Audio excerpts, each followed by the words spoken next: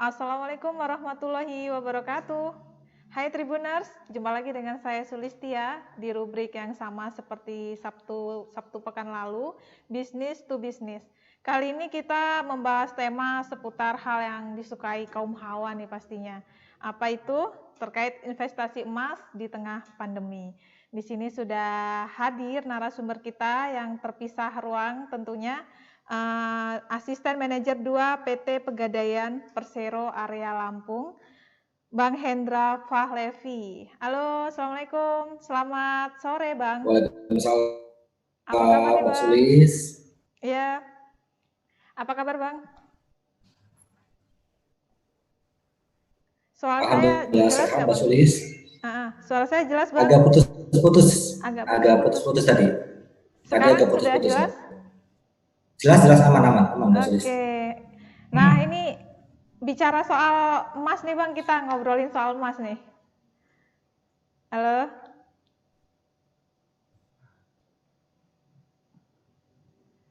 Agak delay suaranya, putus-putus, Mbak Sulis. Sekarang sudah cukup jelas? Sudah aman. Oke. Kita bicara terkait investasi emas nih, Bang. Nah, sebenarnya apa sih yang bisa membuat kita itu semangat atau setidaknya punya keinginan kuat gitu loh untuk berinvestasi emas? Mungkin bisa dijelaskan untuk gambaran awalnya.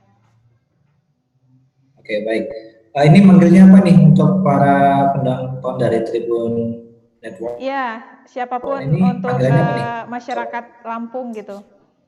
Oke, untuk seluruh masyarakat Lampung gitu ya, ketika kita masa pandemi seperti ini, apa sih dan kenapa pentingnya investasi saat ini gitu ya. Terus ada banyak banget alasan yang membuat kita wajib punya investasi dan kenapa pilihannya di emas. Saya runtuh dulu nih pemikiran kita dari awal dulu nih, bahwa setiap orang pasti ada masa tidak produktifnya, Mbak Sulis gitu ya, akan ada masa yang tidak produktif. Oke, kita sekarang bekerja.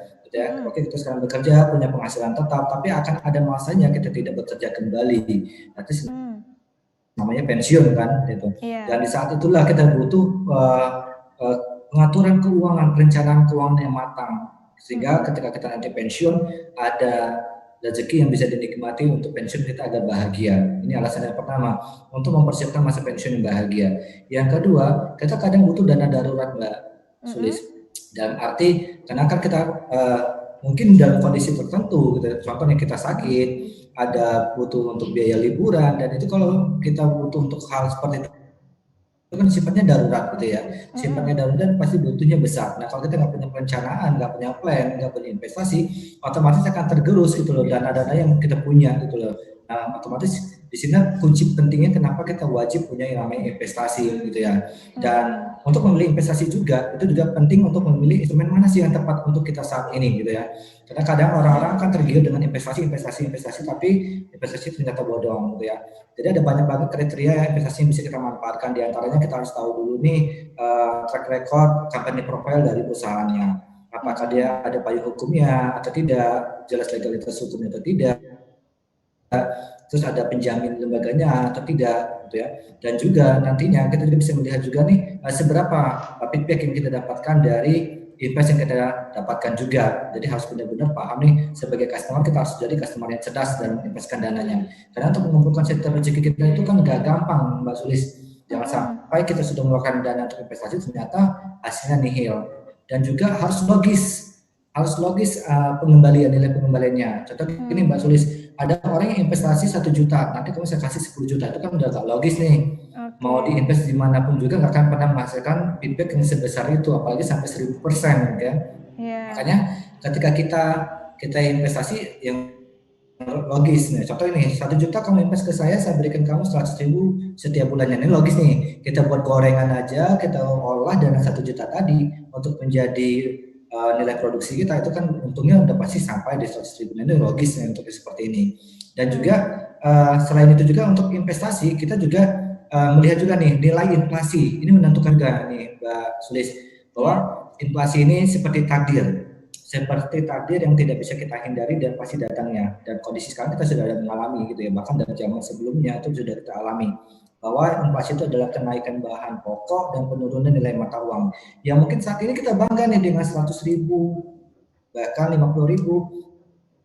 Tapi nanti ke depannya itu hanya akan setara dengan 5.000 dan 10.000 ke depannya. Jadi nilai uang kita itu kan tergerus turun ke bawahnya. Nah, makanya kita perlu nih memilih instrumen yang sangat tepat. Nah, apa instrumen yang sangat tepat ini? Ada banyak pilihan yang Mbak Sulis, tapi kita pilih lagi nih mana yang menguntungkan dan mengalahkan nilai inflasi tadi. Contohnya ada nasabah yang memilih atau customer yang memilih atau sahabat Lampung yang memilih di tabungan.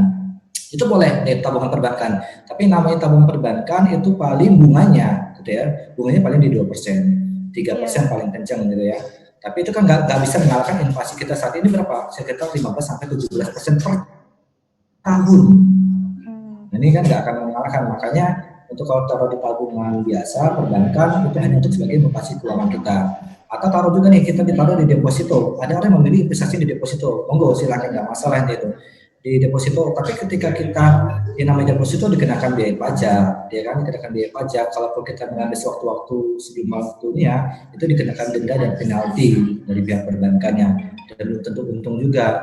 Dan bunga perbankan juga terhadap deposito belum bisa mengalahkan bunga dari inflasi yang saat ini gitu loh, Mbak Sulis. Atau instrumen yang lain deh, kita pilih lagi di properti nih. Kan kadang orang juga milih, saya pengen buat kontrakan, saya pengen buat rumah, saya pengen buat beli tanah dan sebagainya. Ini boleh monggo gitu ya. Tapi yang namanya kita punya properti, biaya maintenance-nya tinggi loh, Mbak Sulis. Biaya maintenance-nya tinggi dan nggak liquid, Mbak. Nggak gampang liquidnya, dalam arti nggak gampang kita jual kembali. Kita punya rumah nih mau dijual, belum tentu gitu ya, belum tentu orang lain juga mau beli uang sebesar itu nih. Bahkan kalau kita orang tahu kita menjual rumahnya, propertinya, itu cenderung malahan diturunkan sama mereka, ditawar habis gitu. Untung belum tentu, biaya maintenance-nya tinggi. Nah, ini yang harus kita pertimbangkan juga gitu, dan nggak gampang untuk dijual kembali. Ada instrumen yang penting, salah satunya adalah di emas gitu nih. Kenapa emasnya? Nanti kita bahas lagi lah ya. Oke, siap. Nah, ini kalau di Pegadaian sendiri nih Bang, kan tentu ada beragam produk atau program yang ditawarkan. Nah, ini kalau untuk pemula, kan nggak semua paham ya terkait investasi emas. Sebaiknya kita menggunakan yang investasi emas macam apa sih, atau seperti perhiasan yang kita kenakan nanti sewaktu-waktu bisa kita jual, atau dia harus emas batangan gitu. Jadi sebaiknya trik dan tipsnya gimana gitu bagi para kaum hawa terutama kan yang bingung nih, punya uang tabungan, pengennya kan kita bisa dibuat lebih selain kalau di tabungan tadi bunganya mungkin nggak terlalu tinggi. Gimana itu Bang kira-kira? Oke, jadi untuk para pemula yang pengen mau memulai berinvestasi gitu ya, yang pasti ukur kembali finansial kita nih, bahwa kita harus membagi cash flow dari setiap pendapatan kita. Jadi setiap pendapatan rutin itu kita bagi menjadi 4 bagian, Mbak Sulis. Biar tahu dulu nih rutinnya. Jadi yang pertama kita bagi 10% untuk nilai sosial, yaitu untuk sedekah dan sebagainya. Itu 10% dari budget penghasilan kita bagi dulu nih. 10%-nya ke situ, terus yang 30%-nya untuk di bagian tabungannya kita, 20%-nya untuk investasi, dan 40%-nya untuk di biaya hidup. Dan jangan lebih dari situ. Jadi kalau kita pengen investasi, jangan melebihi 20% dari nilai pendapatannya kita. Karena akan mengganggu cash flow yang lainnya juga nih. Jadi kalau untuk pemula, pikirkan nih, ketika kita punya gaji contohnya 3 juta, berarti maksimal 600.000. Jangan pernah lebih dari situ, karena akan mengganggu pos-pos kita yang lainnya. Ini yang pertama. Terus yang kedua, kalaupun kita pengen mulai di investasi di emas, ini sangat bagus. Tapi kadang-kala Mbak Sulis, orang-orang berpikiran, waduh emas lagi tinggi banget Mas Hendra, nantilah nunggu harga emas turun. Nah, benar nggak nih? Nah, jadi ketika orang-orang berpikiran emas turun aja lah tunggu.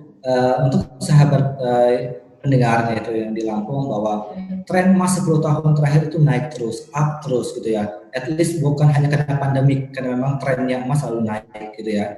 Selalu naik setiap tahunnya seperti itu. Jadi kalau kita pengen mulai investasi, apalagi untuk pemula, jangan pas harga emas naik atau harga emas turun, Mbak Sulis. Jadi baiknya gimana itu Bang? Pas ada uang. Sama jadi aja dong. Ketika kita punya uang, jadi kalau contoh gini, kita punya emas turun, punya uang, dan nggak punya uang, nggak bisa nabung juga kan, kita ya. Benar-benar. Oh, kadang jadi alasan aja nih nggak mau memulai gitu kan, kadang orang gitu kan, makanya kita bilang jangan nunggu harga emas naik, jangan nunggu harga emas turun, kapanpun kita punya duit lebih yang bisa kita invest, kita belikan. Prinsipnya cuma satu, Mbak Sulis, bahwa ketika kita pengen invest di emas tuh beli emas sedikit beli emas gitu. Dan ada produk yang bisa kita tawarkan untuk seluruh customer, untuk pemula banget nih, ini bisa memanfaatkan di tabungan emas Pegadaian. Tabungan emas Pegadaian ini adalah sama seperti tabungan perbankan, cuma beda di akadnya, yaitu kita beli, titip, dan jual prinsipnya. Kalau tabungan di perbankan kan kita tabungnya rupiah, sedangkan kalau di tabungan emas ini nilai rupiah kita langsung dikonversikan dalam bentuk gram emas. Jadi saldonya kita itu udah saldo gram emas. Dan untuk pemula ini cukup sangat bermanfaat banget, karena minimal dari 10.000 pun udah bisa nabung emas di Pegadaian, seperti itu Mbak Sulis. Jadi nggak harus masalah pilihannya mana yang pas, gitu sesuaikan ya? tadi dengan betul. Jadi disesuaikan dengan kemampuan tadi. Kalau memang dia mampunya 20% penghasilan tadi untuk tabungan emas, monggo, untuk beli cash monggo, untuk yang dia logam mulia monggo, itu pilihan masing-masing, disesuaikan. Yang pasti jangan pernah lebih dari 20%, seperti itu.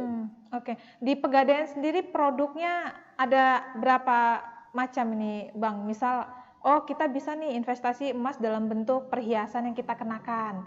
Bisa juga kita dalam bentuk tabungan yang nilainya setara dengan emas yang bisa kita jual sewaktu-waktu gitu kan? Gimana tuh Bang? Boleh dijelaskan? Jadi kalau untuk produk di Pegadaian itu, untuk yang bisnis emas kita ada 5 instrumen, Mbak Sulis. Gimana tuh? Yang pertama, beli cash. Jadi nasabah pengen beli cash untuk logam mulia, bisa di Pegadaian, jadi ada uang, ada barang. Baik yang perhiasan maupun logam mulia. Karena Pegadaian sudah ada Galeri 24 yang melayani untuk pembelian tunai, gitu ya, baik perhiasan maupun logam mulia. Terus yang kedua dengan sistem cicilan. Sistem cicilan ini baik yang personal maupun dengan sistem arisan, gitu ya. Jadi prinsipnya nasabah kan kalau beli cash 10 gram itu sekitar 11 juta sekarang, gitu ya. Nah, ini lumayan banget kan keluar duitnya itu ya. Keluar duitnya lumayan banget. Jadi cukup bayar DP aja di awal, sekitar 15% dari harga tunainya, baru nanti dicicil tenornya 3 bulan sampai 36 bulan, disesuaikan dengan kemampuan bayar nasabahnya. Atau dengan sistem arisan nih yang seru-seruan. Jadi halo? Koneksinya agak kurang baik sepertinya ya.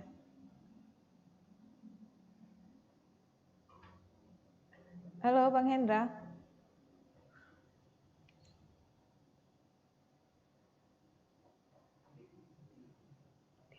Oke, sementara kita sambil menunggu koneksinya kembali baik, bisa kita review bahwa investasi emas itu nggak ada ruginya, karena nilainya tentunya tidak akan berkurang terlalu drastis. Yang ada kebanyakan adalah nilai tersebut akan terus bertambah. Seperti itu kalau kita bisa simpulkan sedikit dari penjelasan Bang Hendra tadi dari pihak Pegadaian.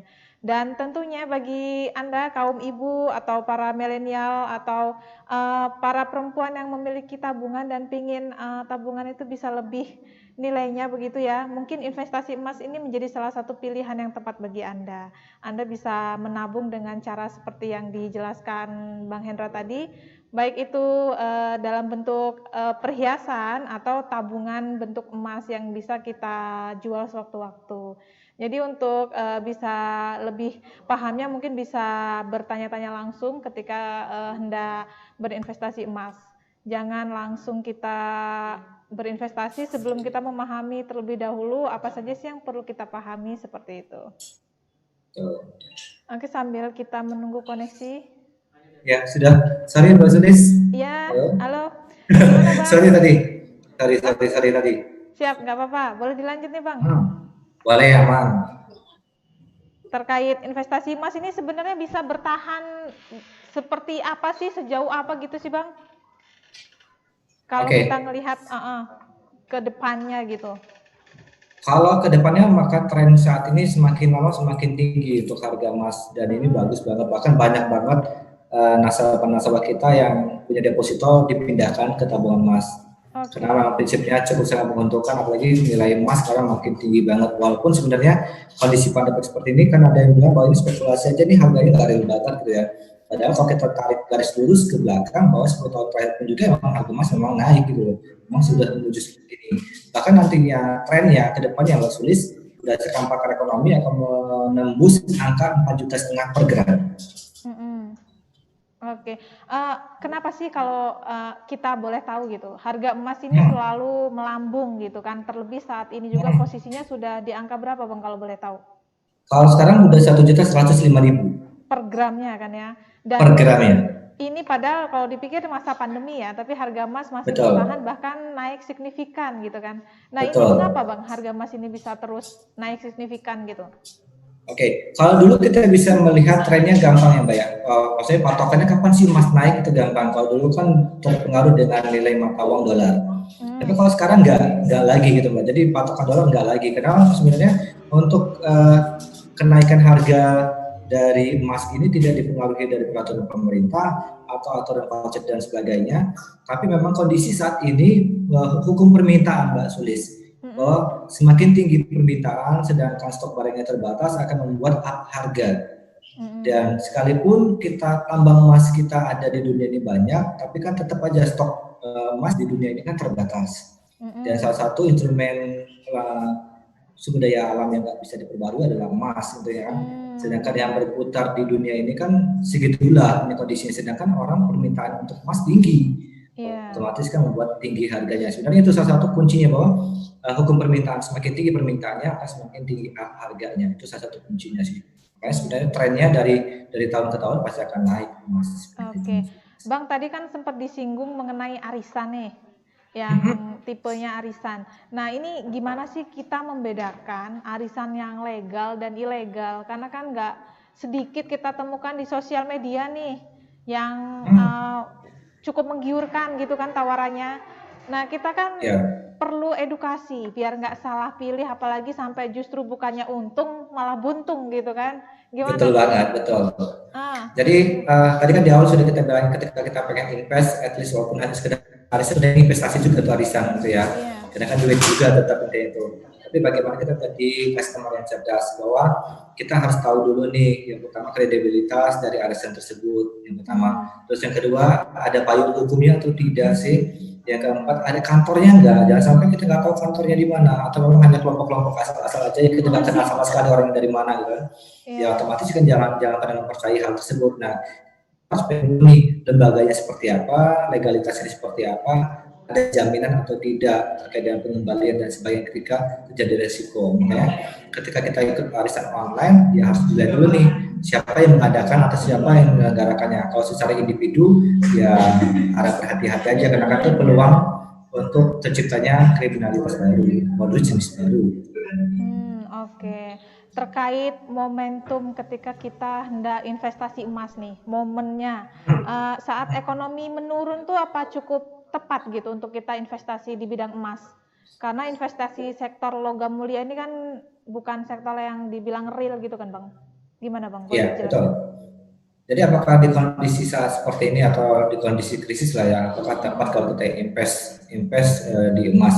Saya bilang sangat tepat Mbak, itu memang investasi di emas itu hanya ada 3 waktunya Mbak. Kapan waktu yang tepat untuk investasi di emas? Yaitu kemarin. Itu waktu yang tepat. Pilihan keduanya kapan? Hari ini. Kalaupun kita mau menunda di esok hari, itu hanya adalah waktu untuk penyesalan di hari kemarin dan hari ini. Jadi jangan pernah menunda. Justru ketika kita menunda, kita nggak tahu kesiapan. Makanya saya bilang tadi, kuncinya cuma satu. Ketika kita punya uang, kita beli emas. Walaupun sedikit. Karena memang hanya emas yang bisa sedikit demi sedikit investnya Mbak. Kan nggak mungkin nih kalau tanah saya pesen dulu deh semeter gitu ya. Nggak mungkin kan. Atau rumah bannya dulu deh ya. Nggak mungkin kan. Seperti itu. Jadi hanya instrumen yang sedikit demi sedikit namanya jadi bukit, dan itu emas pilihan tepatnya seperti itu. Nah ini kan ada beragam pilihan ketika kita hendak membeli emas. Bisa kita di toko emas atau bisa juga pilihannya di Pegadaian gitu. Apa nilai tawar lebih gitu di Pegadaian sendiri? Mungkin harga jual yang stabil atau seperti apa penjelasannya supaya kita konsumen tuh nggak salah pilih ketika hendak berinvestasi emas sendiri gitu, Bang? Cakep gitu. Jadi Pegadaian selalu ada promosi Mbak. program yang ditawarkan kepada customer-nya sahabat Pegadaian di Lampung itu. Karena kan beda wilayah beda promonya. Jadi untuk yang di bulan ini kita ada promo untuk yang pengen investasi melalui sistem pembiayaan atau cicilan, kita berikan cashback senilai 15.000 per gram. Jadi kita berikan cashback 15.000 per gram untuk cicilan. Jadi kalau dia ngambil 10 gram, cashbacknya 150. Yang kita potong adalah nilai DP awalnya, uang muka awalnya, seperti itu. Terus untuk yang sistem tabungan emas, untuk yang mau memindahkan depositonya ke tabungan emas sebagai saldo gram emasnya itu minimal 10 gram, kita akan belikan gold back, ya, top up tabungan emas kembali itu senilai 10.000 per gramnya. Jadi ketika dia nabung 10 gram dalam tabung emas, kita tambahkan lagi nilainya 100.000. Itu lumayan banget tuh untuk menjadikan emas. Jadi itu program-program dari kita seperti itu. Bang, kalau kita ngelihat apa ada peningkatan apa dibandingkan sebelumnya gitu, berapa persen terkait peminat investasi emas masyarakat Lampung sendiri? Oke, dari sebelum pandemik ya Mbak, kita lihat tren dari sebelum pandemik dari tahun 2019 sama 2020 deh ya. Dari tahun 2019 sama 2020 kenaikannya hampir 50%. Berapa? 50%. Berarti justru ketika pandemi orang makin banyak yang berinvestasi. Makin banyak, bahkan banyak orang yang memindahkan depositonya ke tabungan emas. Karena tadi mereka kalau ditaruh di usaha belum tentu menghasilkan keuntungan. Belum tentu menghasilkan keuntungan, belum tentu bisa memutarkan kembali modal yang mereka, takutnya malah habis modal yang mereka. Maka satu-satunya untuk mengamankan aset mereka adalah di emas. Itu pilihan. Makanya banyak banget yang malahan pilihannya trennya gitu kan. Kalau orang malah mikir emas naik, orang nggak mau mulai invest, ini malahan justru berbondong-bondong pengen invest. Iya, kan kebanyakan juga orang justru menjualnya ya. Betul banget. Betul. Nah ini tips juga nih Mbak Sulis, ketika kita pengen jual emas, kapan sih waktu yang tepat kalau kita pengen jual emas? Nah, gimana tuh? Nah, ketika kita pengen jual emas, itu range waktunya kapan sih? Apakah ketika emas naik kita harus jual? Jadi pilihan emas ini sifatnya adalah investasi jangka menengah dan jangka panjang, Mbak Sulis. Gitu ya. Jadi jangan buru-buru juga menjual, karena kan harapan kita gimana saat kita menjual ada cost yang kembali dengan kita dan bisa menutupi nilai kita mau beli kembali. Yang namanya jual kan pengen beli lagi. Dan waktunya kapan? Adalah 2 tahun dari masa kita invest. Jadi ketika kita dapat 10 gram nih di tahun 2020 baru bisa dijual kembali di 2022 meskipun harga emas naik di tahun 2021. Tahan, karena itu belum bisa menutupi cost ketika kita mau beli lagi. Karena harga emas ketika kita mau beli lagi kan mengikuti harga di 2022. Seperti itu Mbak Sulis. Itu salah satu tipsnya ya. Atau gini Mbak Sulis, ketika kita pengen menjual, saran saya jangan dijual. Kenapa? Ada 3 kerugian dia. Pertama, kehilangan aset udah jelas. Kita punya cincin, kita jual nih emasnya karena kepepet banget nih. Kalau harga emas naik, kita jual. Ini mama banget ini ya. Kepepet atau lihat harga emas naik, jual, gitu kan ya. Terus itu pasti hilang asetnya. Nilai historikalnya hilang, kenang-kenangannya hilang, proses untuk belinya hilang, itu udah hilang ruginya. Yang kedua, ketika kita pengen beli lagi, kita nggak akan pernah dapat harga di awal kita beli, Mbak Sulis. Itu udah nggak mungkin. Kita otomatis menyesuaikan dengan harga baru, gitu kan. Terus yang ketiga, mau beli lagi, dikalahkan niatnya kita tuh dikalahkan dengan kebutuhan hidup kita, Mbak Sulis.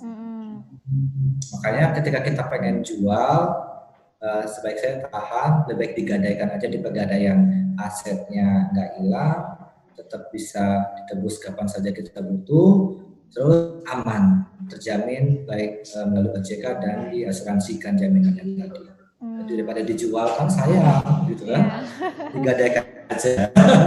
Terlebih kalau di Pegadaian kita bisa mulai dari nilai terkecil lah ya, nggak terlalu banyak memakan uang gaji. Semisal gajinya 3 juta tadi ada gambarannya kan, berapa yang bisa kita investasikan gitu kan. At least 10.000 pun udah bisa investasi di tabungan emas, Mbak Sulis. Sebenarnya untuk tabung di tabungan emas itu nggak harus ke Pegadaian. Kita punya M-Banking, punya internet banking, ada ATM, ada aplikasi Pegadaian digital. Ini semua adalah kemudahan yang diberikan oleh Pegadaian untuk mempermudah seluruh customer. Apalagi kan pandemik saat ini tidak mungkin lagi nih untuk mengumpulkan atau bertatap muka. Makanya kita menciptakan banyak banget aplikasi yang sudah kekinian yang untuk mempermudah customer kita untuk melakukan proses transaksi di Pegadaian. Jadi kita nggak harus datang ke gerai gitu kan ya? Ya, terus dunia sekarang sudah dalam genggaman. Jadi gimana caranya kita beli emas itu nggak harus lagi ke toko emas, nggak Semua harus lagi bisa ke lewat pegadaian. gadget ya. Betul, 24 jam lu punya duit, beli emas. Ya, tinggal dibagi-bagi. Jangan sampai nanti nombok untuk biaya hidup gara-gara investasi emas semua gitu kan. Betul. Dan juga Mbak Sulis, tips satu lagi nih, Ya, jangan pernah gimana? menaruh ini istilah ya, jangan pernah menaruh telur dalam kartu yang sama. Karena ketika dia bocor akan jatuh semuanya. Ini contoh gini nih, kita punya dana 2 miliar, taruh di satu tempat instrumen investasi. Ketika ini valid bangkrut, udah habis semuanya. Makanya ketika kita pengen invest, jangan cuma satu dipecah-pecah. Taruh di deposito ada, di tabungan ada, tabungan emas ada, di properti juga ada untuk membackup satu sama lain biar cuannya itu sumber. Oke, ini udah komprehensif nih gambaran dari Bang Hendra, mulai dari gimana sih kita mau bagi uang tabungan, gimana kita investasi yang tepat di emas, kapan harus menjual, udah komplit banget nih kayaknya. Jadi tinggal gimana kembali ke Anda semua penonton Tribun Lampung, Tribunnews di manapun berada, bahwa ketika kita investasi emas, bisa direview lagi tadi apa yang sudah dari pihak Pegadaian jelaskan. Terima kasih nih Bang Hendra waktunya. Kapan-kapan kita bisa bincang di lain waktu. Salam buat keluarganya. Terima kasih. Banyak Mas Sulis. Ya, hai Tribuners, selesai sudah obrolan kita terkait investasi emas nih di masa pandemi. Tadi bisa kalau saya review kembali bahwa investasi emas itu nggak akan pernah merugikan, justru nilainya akan terus bertambah. Dan salah satu yang cukup saya ingat bahwa ketika Anda membeli emas sekarang, kalau Anda hendak menjual kembali, jualah paling tidak 2 tahun kemudian, karena nilainya bisa menutupi nilai investasi di awal. Mudah-mudahan apa yang kita obrolkan di Business to Business kali ini bisa bermanfaat untuk kalian semua penonton Tribun Lampung. Sampai jumpa di tema lainnya di Sabtu depan. Terima kasih. Wassalamualaikum warahmatullahi wabarakatuh.